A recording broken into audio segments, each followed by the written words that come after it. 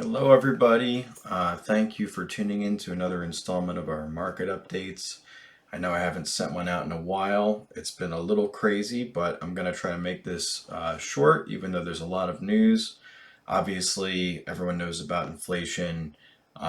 Interest rates are up 5.5%, around 6%. They're expected to peak at 6%. They shouldn't go too much higher. The market is decelerating overall, but don't confuse that for depreciating. So that's a big confusion. People think, oh, the market's slowing down, I'll get a really good discount. It's not necessarily the case, especially hyper locally.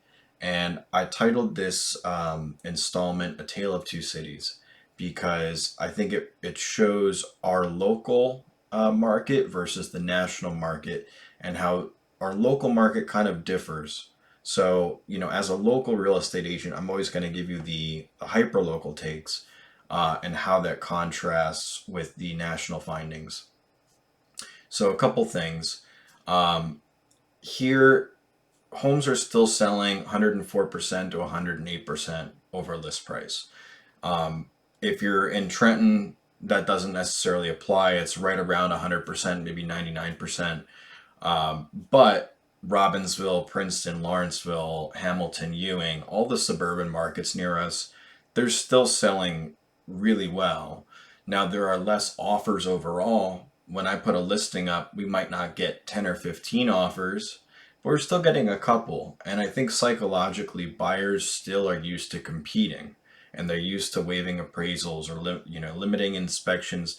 There's this new meta way of thinking about buying real estate and a new way of being competitive. And I think that's sort of shifted the Overton window for buyers who have been in this market. Now, that may change in a year or two, especially as interest rates stay higher, especially if inflation stays high. Um, we'll just have to see what comes. But for now, our local market is still very, very strong. And we've had a couple months here or there where days on market have gone up, or the amount of showings before you get an offer have gone up, the amount of offers going down. But if they're still selling above list price and they're still seeing appreciation, that's strong. And that's because, again, we have a limited supply, and that supply doesn't seem to be shifting too much. On a national level, I put some national data in here. They're seeing a slowdown, and they're seeing a much more drastic reaction compared to our local market. And I think maybe our market is a lagging indicator because it's such a strong market, such a good commuter location to New York, close to Philly, still good value compared to some of those other markets, compared to North Jersey or New York. So, I think let's wait and see what happens. In a year or two, we could be talking about the market has depreciated, home values have gone down, but right now they're holding strong. They're still appreciating. Are they appreciating at 2020 and 2021 levels at like 17%, 20%? No. Like we're expecting more like 5 to 7%, which is a little bit higher than the 20-year average, which is about 4%. And that's right where we really want to be. We don't want to see any crazy amounts of depreciation, but we would like to see a little bit of a balancing so that when you go to sell your house, um, you're not going to get hammered on the buy end.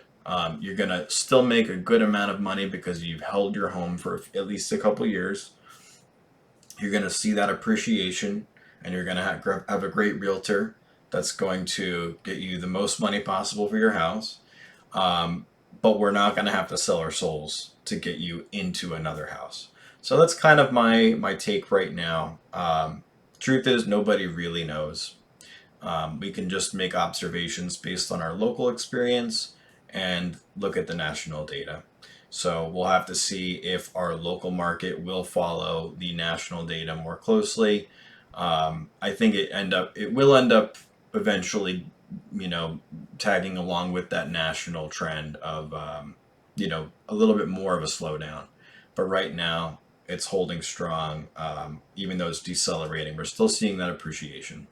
So if anyone has any questions, always feel free to reach out.